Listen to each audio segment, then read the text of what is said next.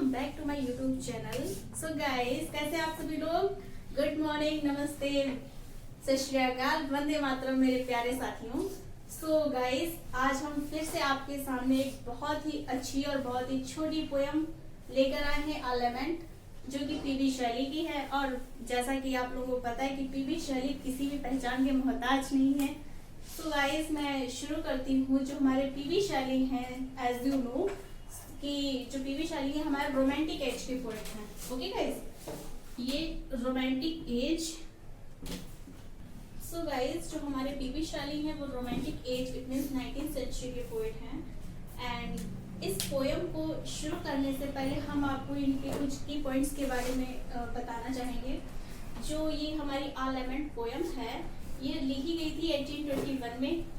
And इसमें total 10 lines हैं, 10 lines हैं and 5 lines in each stanza. और जो हमारा 5 लाइन्स होता है तो उसको हम क्या बोलते हैं गाइस? क्विंटेंट बोलते हैं। ठीक है, क्या बोलते हैं गाइस? क्विंटेंट बोलते हैं। एंड इसकी जो राइमिंग स्कीम है वो है A A B A B. इसकी जो राइमिंग स्कीम है गाइस, तो वो क्या है? ए ए बी है। It means A B A B. ठीक है गाइस। एंड इसकी जो फॉर्म क्या है, ये किस फॉर्म में है? लिरिक फॉर्म है। इसमें सारी की सारी आपको लिरिकल क्वालिटीज मिलेंगी जो कि पीबी शैली के अकॉर्डिंग है। एंड बहुत मजा आने वाला है इस पोएम को। और ये हमारी जो पोएम है पैसिमिस्टिक पोएम है। पैसिमिस्टिक इट मींस निराशावादी पोएम है ये गाइस। ठीक है, कैसी पोएम है गाइस? तो निराशावादी पोएम है। अब सो हम लोग शुरू करते हैं। Let's begin.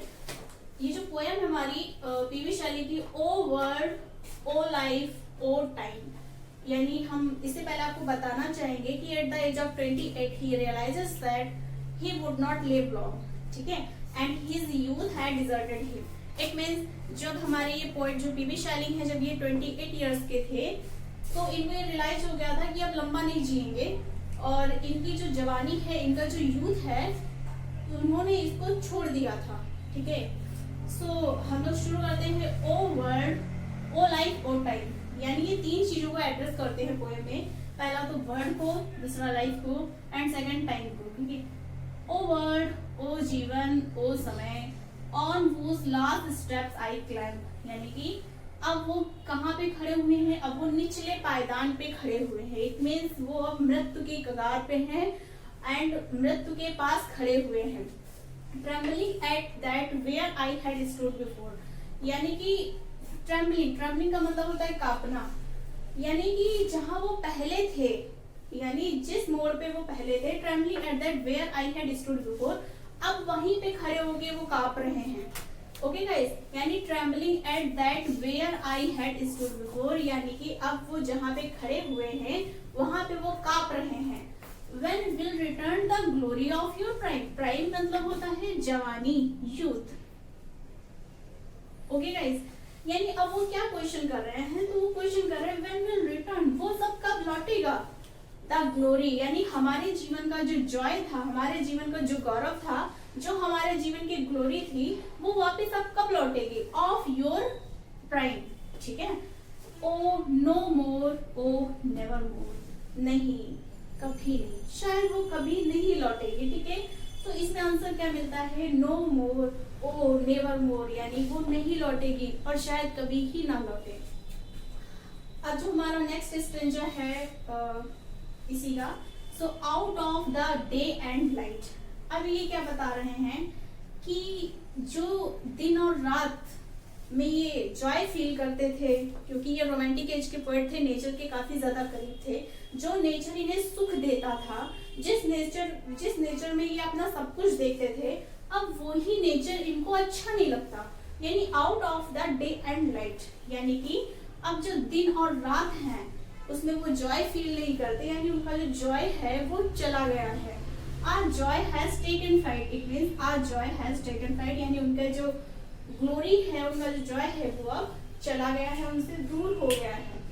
कहते हैं ना कि कभी कभी ऐसा होता है, जब हम उदास होते हैं, बहुत ज्यादा रिग्रेट फील कर रहे होते हैं ना, तो हमें कोई भी अच्छी चीज अच्छी नहीं लगती।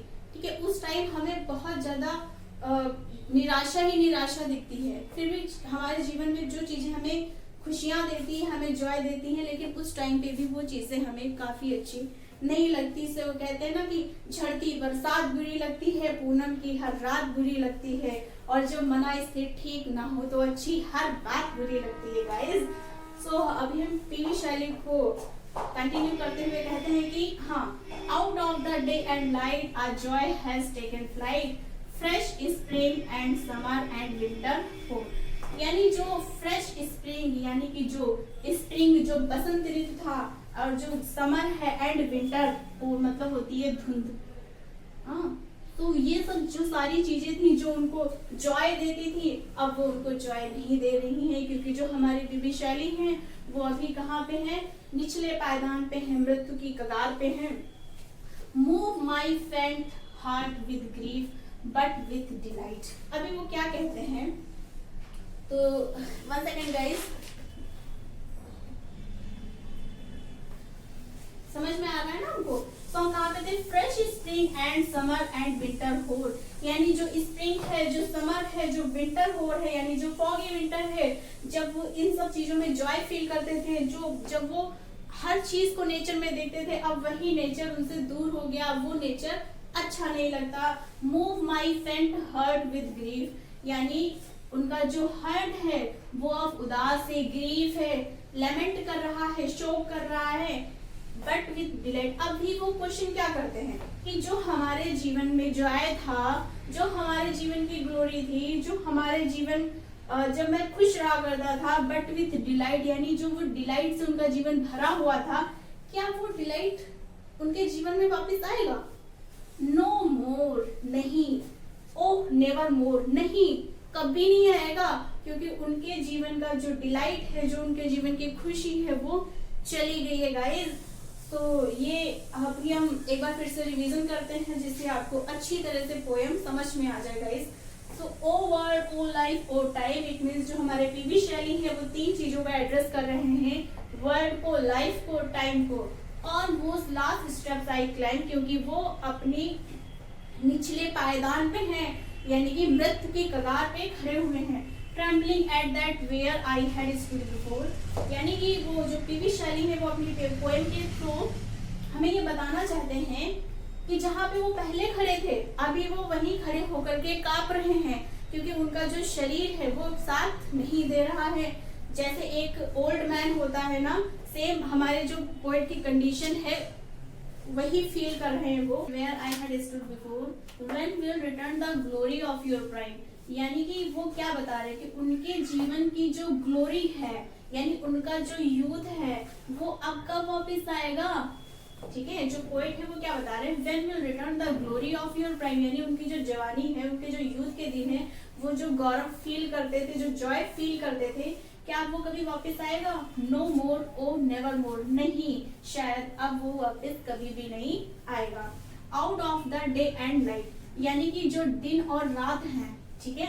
अब पोएट क्या बता रहे हैं कि उनके जो दिन और रात में वो क्या फील करते थे, जॉय फील करते थे, जिस नेचर में वो अपने आप को सब कुछ देखते थे, अब वही वो दिन और रात में उनको जॉय नहीं मिल रहा है, यानी वो जॉय से बाहर हो रहे हैं, वो जॉय फील नहीं कर रहे हैं। आज जॉय हैज टेकन फ्लाइट, यानी वो जिनके जीवन का जो जॉय है वो फ्लाई हो गया है, यानी चला गया है। Fresh spring and summer and winter hoar, यानी कि जो स्प्रिंग है, जो स्प्रिंग सीजन उनको सुख का अनुभव देती थी, समर एंड फॉगी विंटर जो था, अभी वो क्या है, वो उनको जॉय नहीं दे पा रही है। मूव माई फेंट heart with grief but with delight, ये क्या बता रहे हैं, जो हमारे पोएट हैं वो कह रहे हैं कि जिस उनके हार्ट में क्या है, उनके दिल में क्या है, निराशा है, ग्रीफ है, शोक है, लेमेंट है, ठीक है, वो उसे मूव करना चाहते हैं, और क्या कह रहे हैं, बट विद डिलाइट, कि उनके जीवन का जो डिलाइट है, क्या वो कभी वापस आएगा, उनके जीवन का जो सुख है, वो जो उत्साह का अनुभव करते थे, क्या वो उनके जीवन में दोबारा वापस आएगा? नो मोर, ओ नेवर मोर, नहीं, अब वो कभी वापस नहीं आएगा।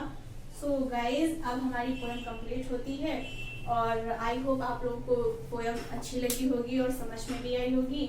और ऐसे ही और पोएम्स के लिए और हमारे जो भी हम वीडियोस बनाते हैं देखने के लिए आप प्लीज हमारे चैनल को सब्सक्राइब कीजिए, लाइक कीजिए और अपने दोस्तों में ज्यादा से ज्यादा शेयर कीजिए गाइस।